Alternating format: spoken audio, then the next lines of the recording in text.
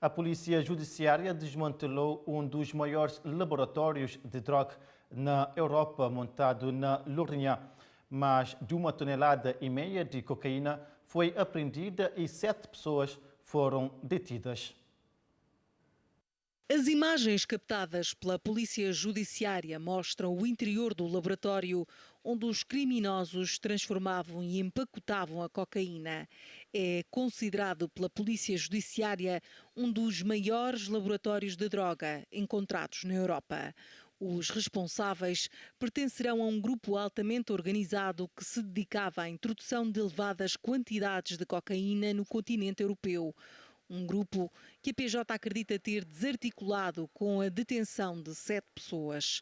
Num dos armazéns, alvo de buscas nesta mega operação, os inspectores encontraram o laboratório industrial em pleno funcionamento, com 3 homens a trabalhar e que acabaram por ser detidos. Por aqui estava meia tonelada de cocaína já processada e mais de 30 quilos a serem transformados.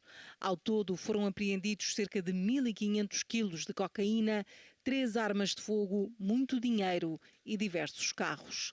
A operação acontece no seguimento de uma outra ação policial em maio deste ano, quando foram apreendidos quase 1.000 quilos de cocaína que estavam a ser transportados num contentor de caixas de bananas que vinha da Colômbia com destino ao porto de Setúbal. Os peritos seguiram o rastro deste grupo, um trabalho de perícia que culminou agora nas 20 buscas domiciliárias e não domiciliárias. Os 7 detidos são 4 portugueses, 2 colombianos e um marroquino, com idades entre os 29 e os 56 anos. A PSP transferiu um dos agentes envolvidos na morte de Odair Muniz para outra unidade. Já o policial que efetuou os disparos só será transferido quando se apresentar ao serviço. Os 2 agentes envolvidos no caso que terminou com a morte de Odair Muniz, na Cova da Moura, não vão voltar ao serviço na divisão da Amadora. A transferência, diz a PSP, acontece por razões de segurança. As mesmas razões que levam a força policial a não divulgar o novo local de trabalho dos 2 agentes. A notícia é avançada pelo Jornal Expresso, que diz que a PSP já transferiu um dos agentes envolvidos na morte de Odair Muniz para outra unidade da Grande Lisboa e que o polícia que efetuou os disparos só será transferido quando se apresentar ao serviço, já que continua de baixa psicológica.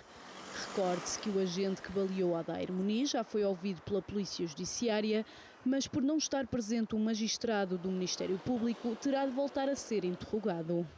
Cerca de 1 mês e meio depois da morte, quer a investigação da PJ, quer a da Inspeção-Geral da Administração Interna continuam por concluir.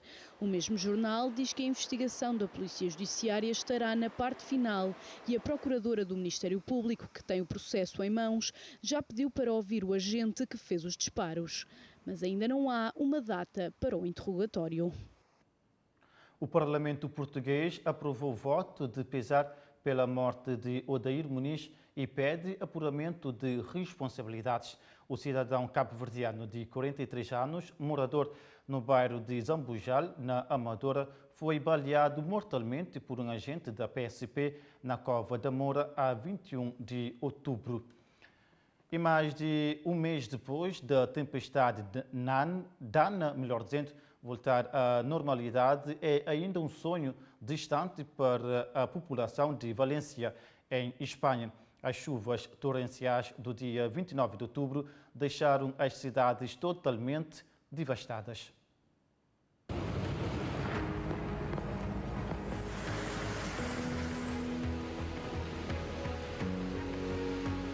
Em Valência, o inferno desceu à terra ao final da tarde do dia 29 de outubro. Costuma dizer-se que a vida muda num segundo, mas aqui demorou um pouco mais. 10 minutos bastaram para que tudo mudasse de uma forma que jamais se imaginaria. A tempestade Dana veio, a chuva caiu e as margens do rio galgaram e as águas invadiram as cidades. Estradas, ruas, casas, garagens, carros, estabelecimentos comerciais, a tempestade destroçou tudo o que conseguiu.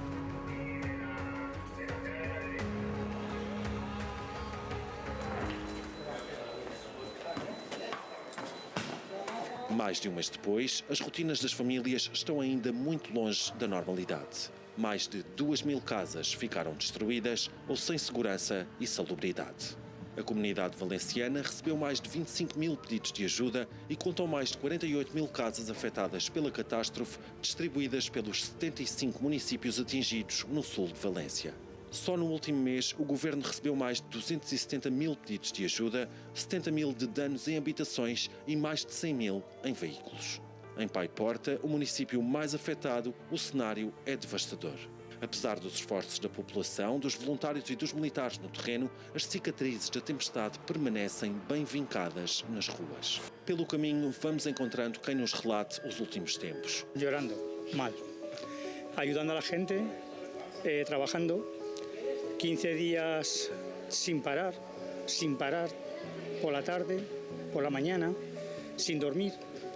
Pero bueno, hemos reflotado. Apesar do governo ter anunciado vários apoios, a população diz que não os vê. Los políticos de aquí de España y de Valencia nos están dejando completamente abandonados. Entregues à sorte, resta-lhes a ajuda alheia e o trabalho dos voluntários que, sem receberem nada em troca, interromperam as vidas que tinham para vir e ajudar quem precisa. Seguimos caminho e encontramos esta casa. E não é a mesma casa, foi apenas a força da água que por aqui entrou e destruiu a parede e transformou duas casas numa só. No dia da tempestade, o casal que aqui vivia teve de fugir pelo telhado para a casa dos vizinhos. Se não fosse isso, provavelmente faziam parte das estatísticas de vítimas mortais que apontam para pelo menos 230 mortes em toda a região. Partimos para Catarroja, onde o cenário não é diferente. Aqui há vários cemitérios de carros, para onde os veículos destruídos pelas cheias são depositados. Neste cemitério de carros aqui em Catarroja foi para onde foram transportadas muitas das viaturas que ficaram danificadas no dia da tempestade e, como podem ver pela imagem, estes carros estão todos empilhados uns em cima dos outros e neste local perde-se a conta ao número de carros destruídos. Demora o tempo que passar, a normalidade poderá regressar daqui a muito tempo, mas esta tragédia jamais se apagará da memória de quem a viveu.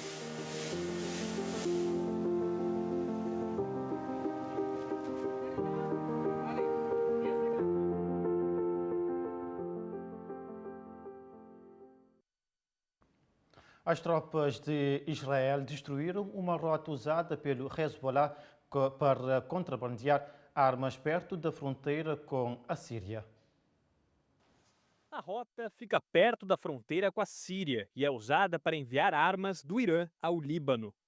Com a escalada do conflito entre os rebeldes sírios e o governo de Bashar al-Assad, Israel reforçou o efetivo militar nas colinas de Golã e alertou que não vai tolerar nenhuma ameaça. A cúpula militar israelense se reuniu para discutir a situação na Síria. Israel afirma que os terroristas do Hezbollah contam com o apoio do regime sírio e aproveitam a infraestrutura civil do país vizinho para contrabandear armas. Segundo a imprensa libanesa, o grupo enviou integrantes para lutarem ao lado do exército da Síria contra os rebeldes. Na faixa de Gaza, houve novos bombardeios nesta sexta-feira. A Defesa Civil do território, controlada pelo Hamas, anunciou que um hospital foi atingido e 29 pessoas morreram. Israel nega que o prédio tenha sido alvo das operações. O exército israelense anunciou também que 4 terroristas do Hamas que participaram do ataque do dia 7 de outubro do ano passado foram mortos nesta semana, entre eles um comandante. Pelo menos 14 pessoas morreram nos 2 primeiros dias de novas manifestações pós-eleitorais em Moçambique, sendo mais de metade em Nampula, no norte, segundo atualização feita pela OMG, Plataforma Eleitoral Decide. As manifestações em Moçambique continuam provocando mortes e feridos. A situação é preocupante. Na província de Nampula foram registrados 8 mortos nas manifestações de 4 e 5 de dezembro, convocadas pelo candidato presidencial Venâncio Mondlane, de acordo com o relatório divulgado pela ONG Plataforma Eleitoral Decide. As outras mortes foram registradas em Cabo Delgado, Sofala, Gaza, Inhambane e Maputo. No mesmo relatório, contabilizam-se 53 pessoas baleadas em 2 dias, sendo 21 em Nampula e igual número em Cabo Delgado, mas também 47 detidos, 21 dos quais em Gaza e 16 em Maputo. Antes desta atualização, já tinham sido contabilizados 88 mortos e 274 pessoas baleadas durante as manifestações e paralisações de contestação aos resultados eleitorais desde 21 de outubro. De acordo com o relatório divulgado pela plataforma eleitoral Decide, envolvendo outras organizações não governamentais, como o Centro da Integridade Pública, o Centro para a Democracia e Direitos Humanos e a Amnistia Internacional, com dados até 4 de dezembro, havia ainda registro de 3.550 detidos neste período. O candidato presidencial Venâncio Mondlane apelou para uma nova fase da contestação eleitoral de uma semana, de 4 a 11 de dezembro, em todos os bairros de Moçambique, com a paralisação da circulação automóvel. O Tribunal Constitucional da Roménia anulou o primeiro turno das eleições presidenciais do país nesta sexta-feira por suspeita de interferência russa no processo. De acordo com o Tribunal Constitucional do país, a medida foi tomada para garantir a validade e a legalidade do processo. Por isso, a eleição que teria o segundo turno realizado nesse domingo agora vai ter que recomeçar.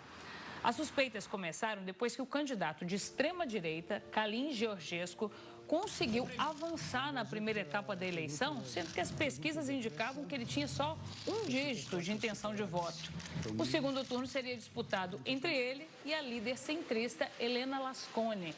Georgescu ficou conhecido por defender a interrupção total de ajuda à Ucrânia, além de criticar a União Europeia e a OTAN. A decisão do tribunal foi anunciada depois que o Conselho de Segurança da Romênia identificou mais de 85 mil ataques cibernéticos durante o período eleitoral.